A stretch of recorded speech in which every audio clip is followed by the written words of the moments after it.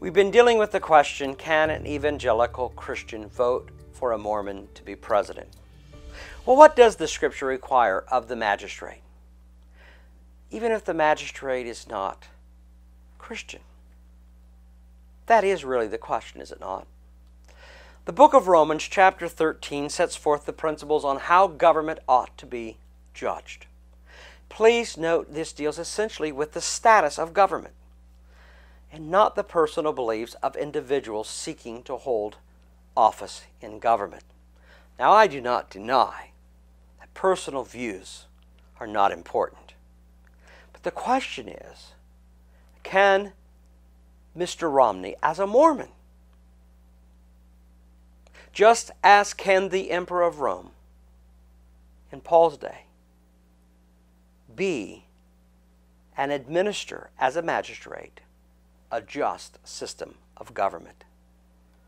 Romans 13, verses 1 through 7, Paul writes, "Let every soul be subject to the governing authorities, for there is no authority except from God, and the authorities that exist are appointed by God. Therefore, whoever resists the authority resists the ordinance of God, and those who resist will bring judgment on themselves. For rulers are not a terror to good works, but to evil. Do you want to be unafraid of the authority? Do what is good, and you will have praise from the same. For he is God's minister to you for good. But if you do evil, be afraid, for he does not bear the sword in vain. For he is God's minister, an avenger to execute wrath on him who practices evil. Therefore, you must be subject, not only because of wrath, but also for conscience sake. For because of this you also pay taxes, for they are God's ministers, attending continually to this very thing. Render therefore to all their due, taxes to whom taxes are due, custom to whom customs, fear to whom fear, and honor to whom honor." Well, let's look at some of the basic principles that I just want to bring out. First principle, the magistrate is to be what? A terror to evil, not to good.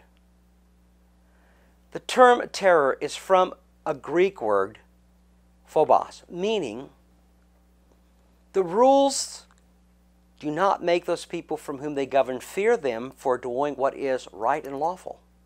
In other words, they don't rule from the principle that they are going to punish those who do what is lawfully right according to God's word.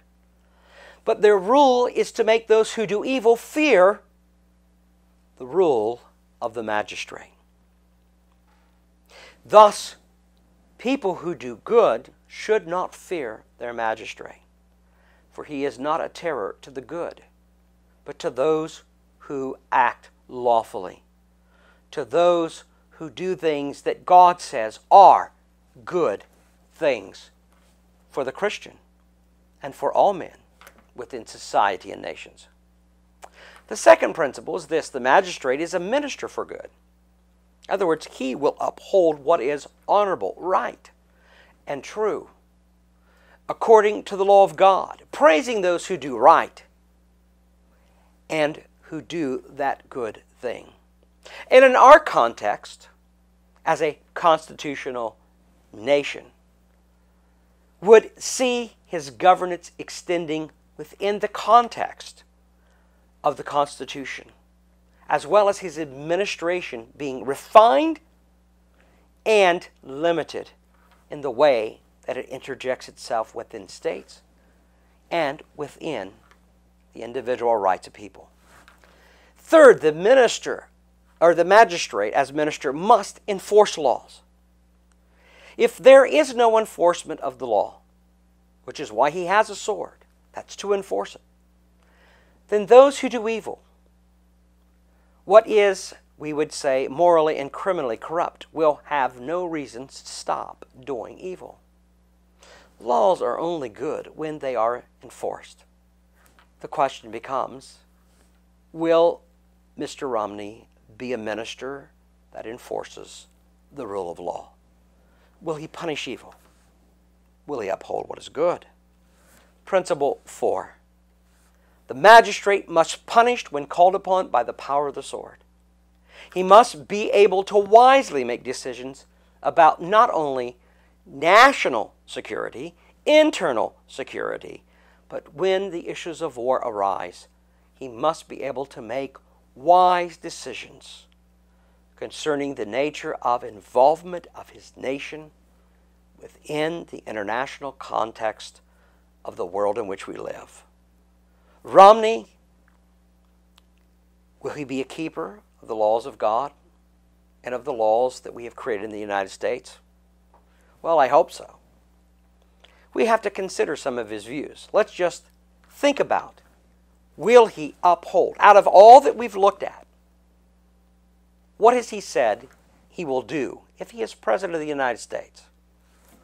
What will he do in upholding the rule of law as it is established in our Constitution, morally, historically practiced among our people?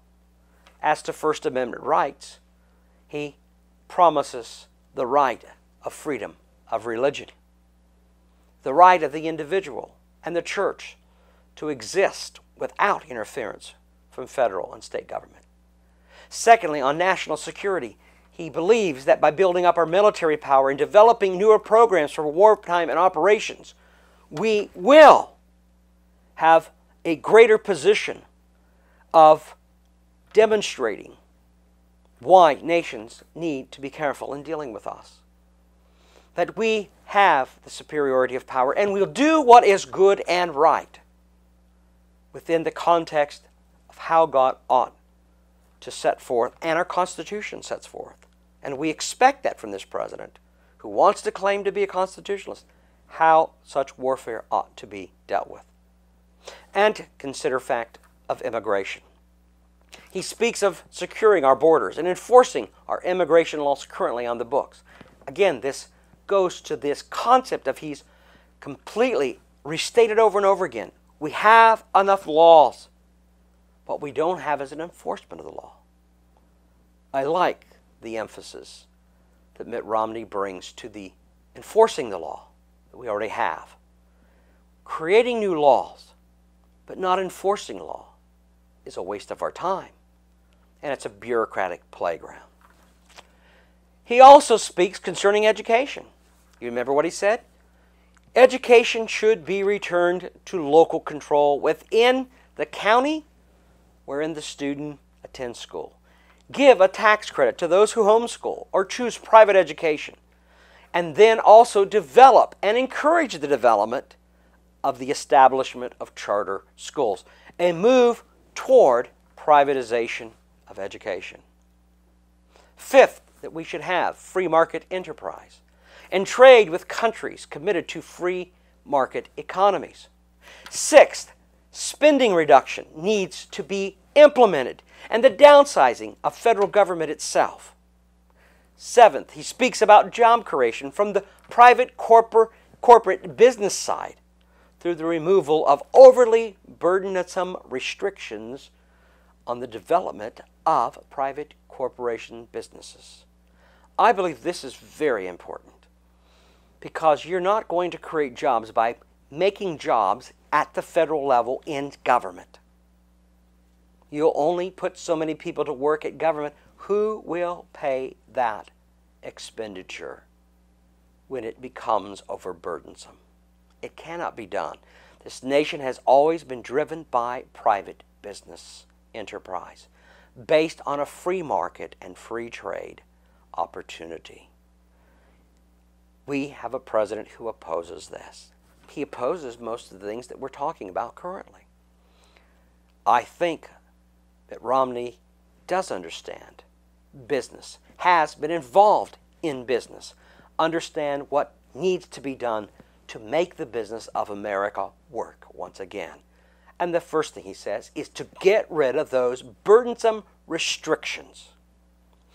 Number 8, as to taxes, Romney proposes redesigning a new program to reduce taxes on the middle class and free up businesses so they can expand their companies and free trade. This, he says, will pump billions into the American economy. Well, Mr. Romney, I agree with you, but I'd rather see you go to a flat tax or to a national income tax that is a sales tax, not an income as in its income itself, but as a national sales tax upon the people for federal taxation purposes. Get us out of signing 1040 forms. Get us out of this business of a progressive income tax. Redesign either a flat tax or a national sales tax upon the people. But we have to get rid of this overweighted, burdened system of taxation that literally has stolen everything that the people of America have. You don't believe me? Don't pay your taxes and see what you end up with. Ninth, as to health care, Romney proposes to repeal Obamacare and consider how to redevelop our health care programs to continue to provide for those who have earned their benefits. He wants to be able to meet the needs of the people who have paid and now are dependent upon the government to meet their health care needs at the end of their life, now as they face the final years, as they exist and live here, to live as in much comfort as possible with proper medical treatment. He is not looking to starve old people, to throw them under the bus, but rather he's looking to find a way that we can continue to fulfill what we have promised and yet have a real change to the system of healthcare in this country that will be a benefit to all of the people and not a burden upon them. 10th, change the economic relationships with China and make them play on the same level playing ground as other countries. 11, he believes that marriage is between one man and one woman. 12, he believes in the rights of the unborn child. 13, he believes that a Supreme Court justice must be a strict interpreter of the Constitution of the United States. Will we be able, under a Romney administration, to pursue what is good? Will he be just in his administration? Will his government promote our good? Well, I see a lot of things, of course, that are not necessarily particularly to my liking as a Christian. But at the same time, I see many areas in which he clearly is promoting the things that I believe are steps toward making a better society. We already know that the current government is not going to be a terror to evil, but rather it is going to call evil good and good evil. And that is an unjust government. But I believe with Romney, we have every reason to accept and to receive from him as President of the United States that he will promote good and he will be a terror to evil, to those who try to do evil, to those who are trying to do good. I'm not voting for Romney because of his religion.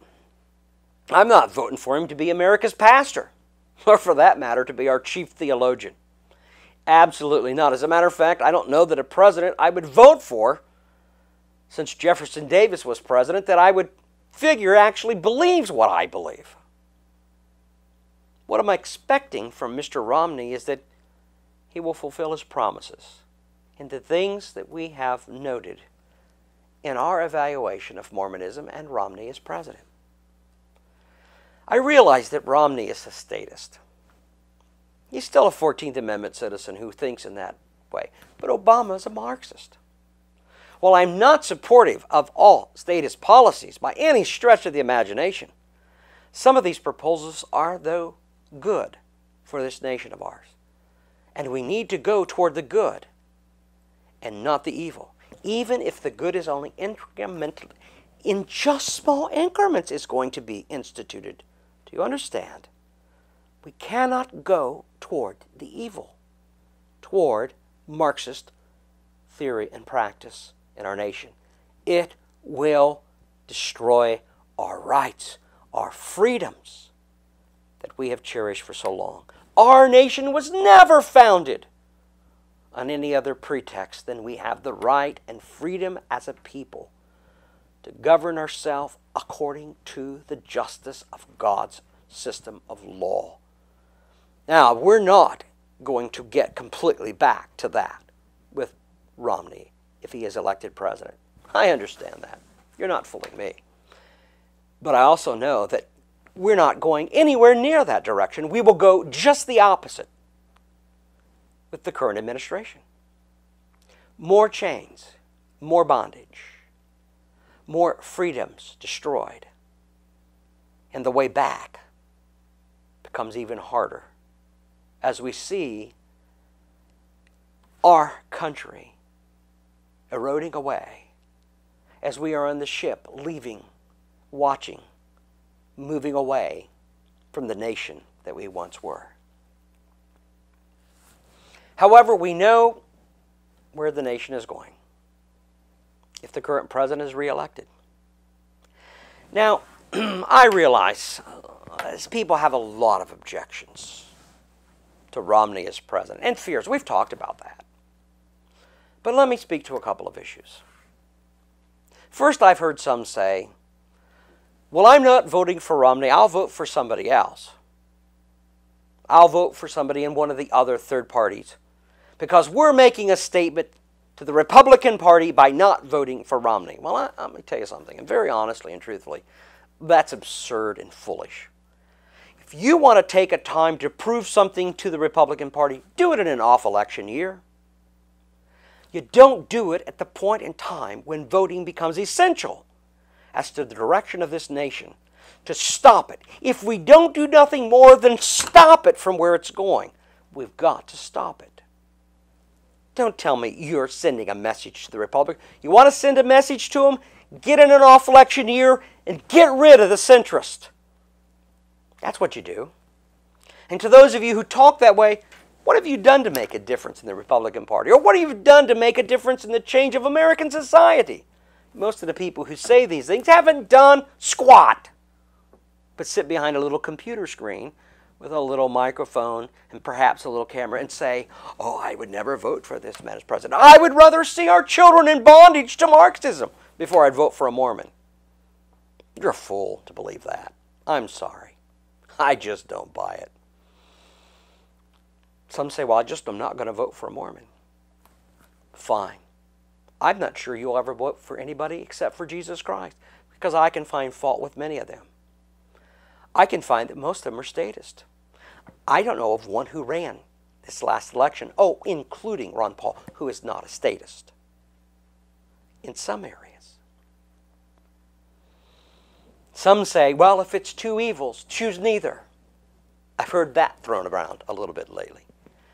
Well, when that statement is made, the norm is there are two things taking place. But what is the evil? I'm dealing with evil on the basis of what a magistrate will do. If you want to say among men, choose the lesser of two evils, and if not, then vote for another. I got news for you. All men deal with sin and therefore deal with evil. We always are voting in that sense for the lesser of two evils. Even if they're a Christian, they're not perfect. They make mistakes. We've had a lot of men profess Christianity, and I think they've made some horrible mistakes because they're still statist. You see, the problem is much deeper than you realize. This is not a question of two evils. We have a question of one evil. We already know what Marxism is. Yes, we know what statism is, and we don't agree with the statist position. But not everything is statist. It is completely being said in this presidential platform by Mitt Romney. I'm going to tell you, yes, an evangelical and Reformed Christian can vote and should vote for Romney and the Ryan ticket in November. We have to do away with the current Marxist mentality. Maybe you like it. I don't. And I don't want my children, nor my grandchildren, nor my great-grandchildren to have to deal with that system. Stop it. If we do no more than stop the progression, let's stop it. We've got to remove what we know clearly, something that will have huge repercussions against us, against our religion, against our Second Amendment, against so many things we believe in. I want time. See, I'm not a pessimistic premillennialist who thinks the end of the world is coming. I'm postmillennial. Time's on my side. If I can stop the evil, and I can preach the gospel, and I can be free to go out and preach that gospel, I'll change hearts, I'll change lives. I'll teach people how to live godly and demand godly government. That's the difference, though, isn't it? One's world and life view doesn't make all the difference. This may be one of the most significant votes in the history of America. I hope, for God's sake, and for the sake of our opportunity to build the kingdom of God with freedom and liberty in this country, to allow our children to have that liberty and freedom, to pass it on to them, and all the rights and privileges that they ought to have, according to our Constitution. I hope that you make the right choice. Let me say this. I can't say to you, you have to vote for Romney. I'm not a fool. The Bible doesn't require you to do so. But for those of you who say, well, I'm just not going to vote, I got news for you. Your duty as a Christian is to vote, to be active as a Christian. That is a historical, Reformed, and evangelical position held in the Orthodox and Christian church. You're going to have to do something. I pray that you do away with evil and stop the progression at the rate it's going. Oh, I'm not saying the train's heading in the other direction. By no means.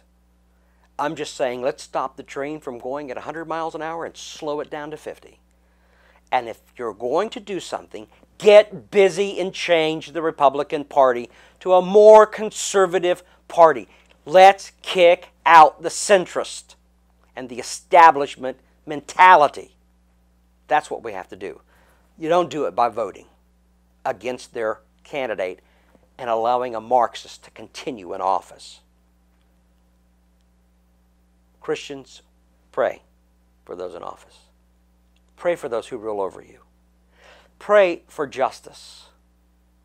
Ask yourself the question, can this man, as to his own life and piety, and the way that he deals with things, not the way that the modern media deals with things, but the things that we can truly know, can this man justly rule in office and lead our nation in a way that is substantially more aligned with the founding of this nation and its principles in the Constitution than the other man who currently holds office? I say to you, how can you not choose to halt the direction of our nation? I think you need to think carefully. I think you need to think strategically. I don't care who you vote for. I can't, as far as voting against or for somebody other than the other two parties. I am opposed to Marxism. I'm opposed to what is atheistic, which is secular, and which is trying to destroy the church and Christianity. I'm against allowing any of that to continue. We cannot continue to allow them to steal our nation away from us, as well as taking the rights of our freedom to religion.